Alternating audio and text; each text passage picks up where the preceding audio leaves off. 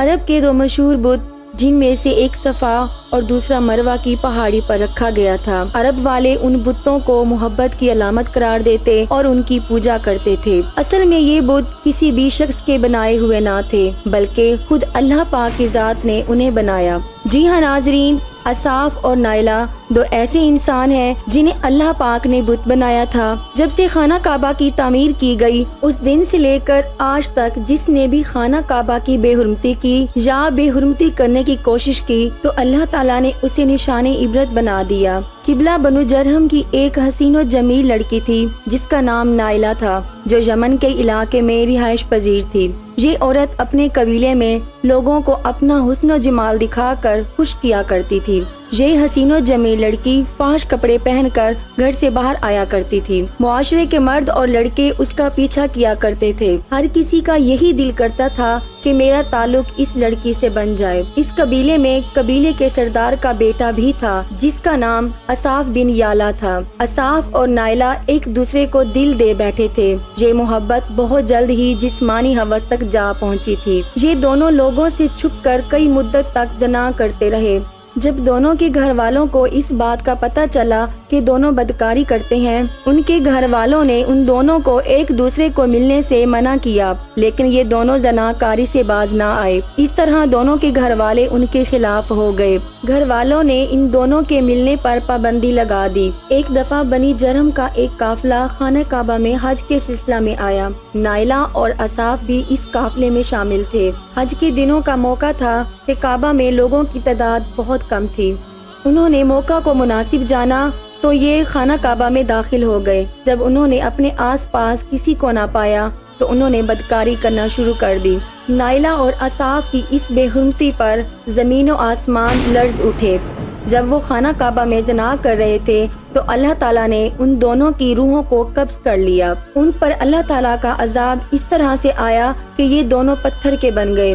جب خانہ کعبہ کے لوگ خانہ کعبہ کے اندر داخل ہوئے تو دونوں پتھر کے بنے ہوئے تھے۔ قافلے والوں کو اس بات کی سمجھ آ گئی کہ اللہ تعالیٰ کی مقدس جگہ پر یہ زنا کر رہے تھے، جس کی وجہ سے اللہ تعالیٰ نے ان دونوں کو پتھر کا بنا دیا۔ قافلے والوں نے ان دونوں کے پتھر جسم کو اٹھا کر باہر لا کر کھڑا کر دیا تاکہ لوگ ان دونوں کو دیکھ کر عبرت حاصل کریں کہ مقدس جگہوں پر بے حرمتی کرنے کا انجام یہ ہوتا ہے۔ کچھ دن کے بعد مکہ کے لوگوں نے اصاف کے بت کو اٹھا کر کوہ صفا پر کھڑا کر دیا۔ نائلہ کے بت کو اٹھا کر مروہ کے مقام پر کھڑا کر دیا۔ صفا اور مروہ خانہ کعبہ کے بالکل قریب وہ پہاڑیاں ہیں۔ انہی دو پہاڑیوں کے گرد بی بی ہاجرہ نے اپنے بیٹے اسماعیل علیہ السلام کے لیے پانی کی تلاش میں کافی چکر کاٹے تھے۔ اسی وجہ سے ان پہاڑیوں کو بہت مقدس مانا جاتا ہے۔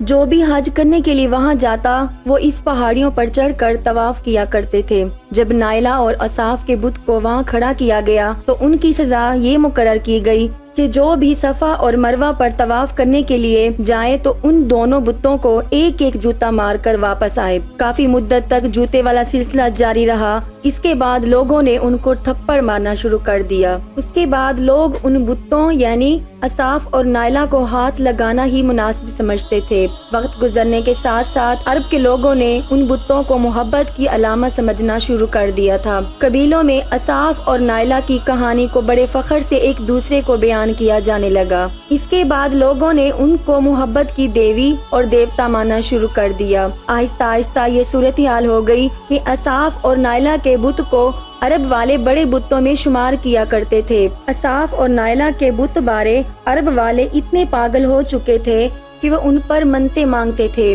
ان بتوں کو سجدے اور قربانی بھی دیا کرتے تھے۔ حضرت زید بن حارث سے مروی ہے کہ جاہلیت کے زمانے میں مشرکین مکہ بیت اللہ کا طواف کیا کرتے تھے تو اصاف اور نائلہ کے اس بت کو ہاتھ لگاتے تھے۔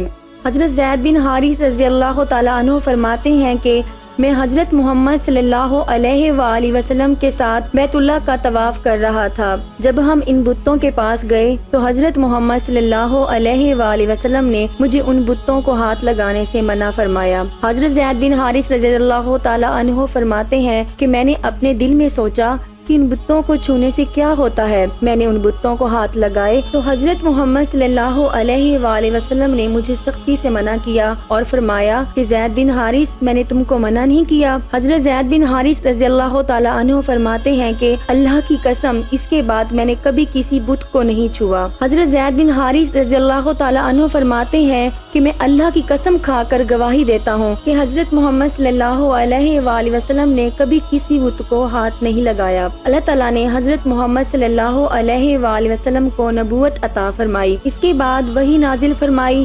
ایک دن ہر طرف نور ہی نور پھیل گیا۔ حضرت محمد صلی اللہ علیہ وآلہ وسلم نبوت کے عہدے پر فائز ہوئے۔ اس کے بعد حضرت محمد صلی اللہ علیہ وآلہ وسلم نے لوگوں کو دعوت دی اور تبلیغ دینا شروع کر دی۔ 10 ہجری میں جب اللہ تعالیٰ نے دین اسلام کو عروج دیا تو حضرت محمد صلی اللہ علیہ وآلہ وسلم نے مکہ کو فتح کیا۔ مکہ کو فتح کرنے کے بعد حضرت محمد صلی اللہ علیہ وآلہ وسلم حرم میں پہنچے تو حضرت محمد صلی اللہ علیہ وآلہ وسلم اور حضرت علی رضی اللہ تعالی عنہ نے تمام بتوں کو ریزہ ریزہ کر دیا۔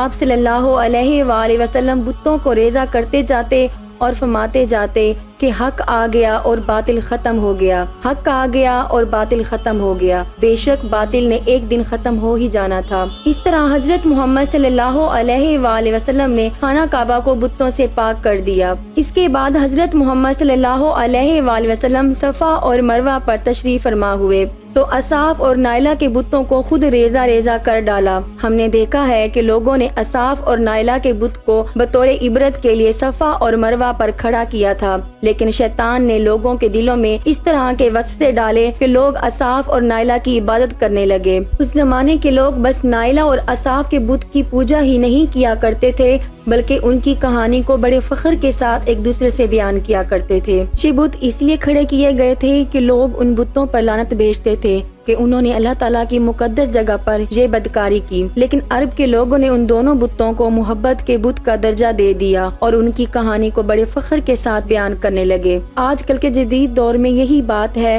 کہ کوئی بندہ سنگین جرم کرتا ہے تو لوگ اس کو بڑے فخر سے ہیرو کا درجہ دیتے ہیں، جو کہ سراسر غلط ہے۔ اللہ تعالیٰ سے دعا ہے کہ اللہ تعالیٰ ہم کو نیک کام کرنے کی توفیق عطا فرمائے۔ آمین ثم آمین۔